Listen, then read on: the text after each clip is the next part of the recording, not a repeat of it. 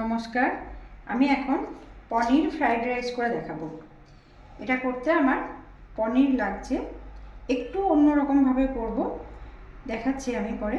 লাগছে আমার পনির, bell paper, capsicum, কাজু কিশমিশ, একটু গাজর কুচি করে নিয়েছি, চাল তো লাগছে, অল্প ঘি, একটুখানি ঘি, আর বাকিটা আমি তেল দিয়ে করব। 2 চামচ তেল আছে, সাদা তেল, এলাচ, লবঙ্গ, দারচিনি আর ধনেপাতা আছে। এটা আমি এই পনিরটাকে এই ধনেপাতার চাটনি দিয়ে, চাটনি কীরকম করে করা আছে সেটা তো আমার পেজে আছে, দেখে নেবেন। এই ধনেপাতার চাটনিতে ডিপ করে এটা আমি তাওয়াতে একটু রোস্ট করে নেব।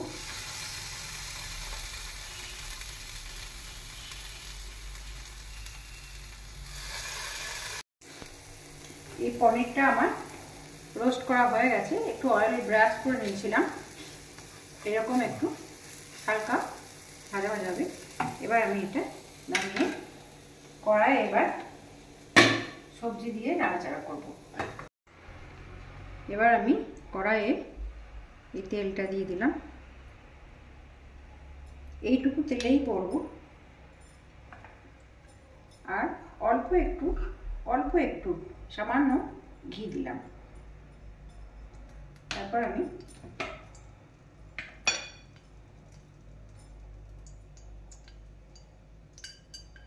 এলাচ, লবঙ্গ, দারচিনি দিয়ে দিলাম। এবার আমি প্রথমে গাজরটা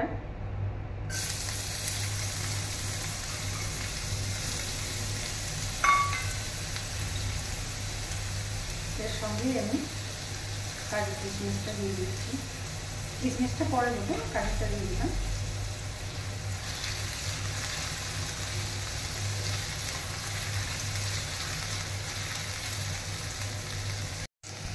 এটা হালকা নাড়াচাড়া করার পর বেল পেপারটা দিয়ে দিলাম।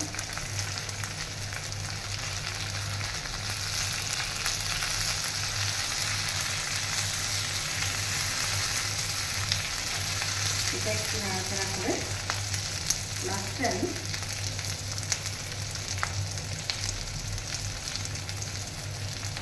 কিশমিশটা দিয়ে দিলাম।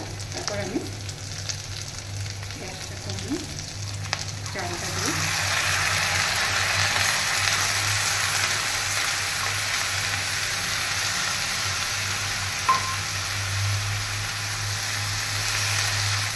চালটা দিয়ে একটু নাড়াচাড়া করব।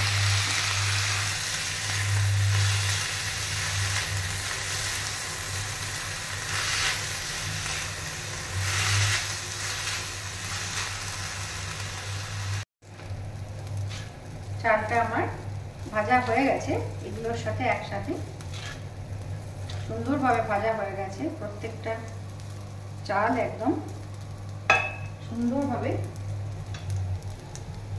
যতটা পরিমাণ ভাজতে হবে ততটা ভাজা হয়ে গেছে। এরপর আমি এটাতে একটু পরিমাণ মতো লবণ দিয়ে দিলাম,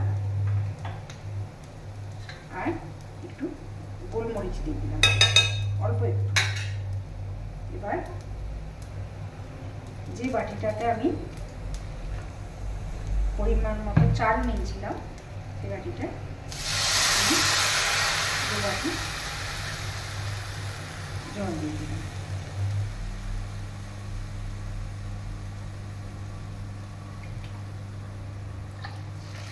এরপর আমি ঢাকা দিয়ে চালটা একটু সিদ্ধ হলে তারপর ফিরে আসছি।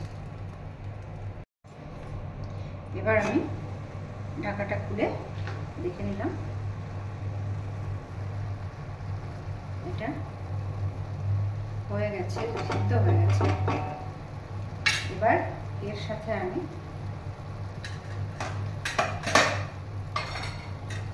পনিরগুলো দিয়ে দেবো।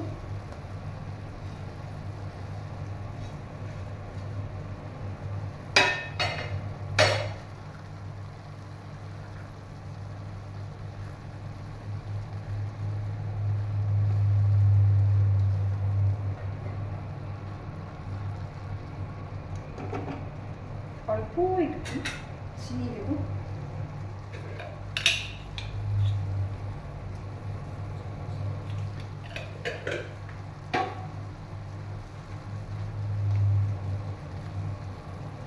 এটা একটু নাড়াচাড়া করে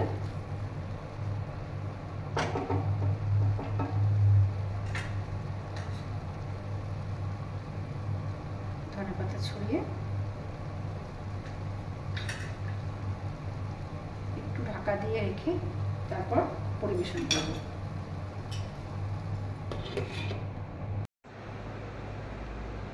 এটা হচ্ছে আমার পনির ফ্রাইড রাইস, রায়তা আর ধনেপাতার চাটনি দিয়ে আমি পরিবেশন করেছি। খুব সুন্দর টেস্ট হয়েছে, খুব সুন্দর। খেয়ে দেখবেন বানিয়ে, আর কমেন্টে আমাকে জানাবেন। আমি যেরকম করে দেখালাম ওরকম করে বানিয়ে দেখবেন, খুব সুন্দর খেতে লাগে। Thank you.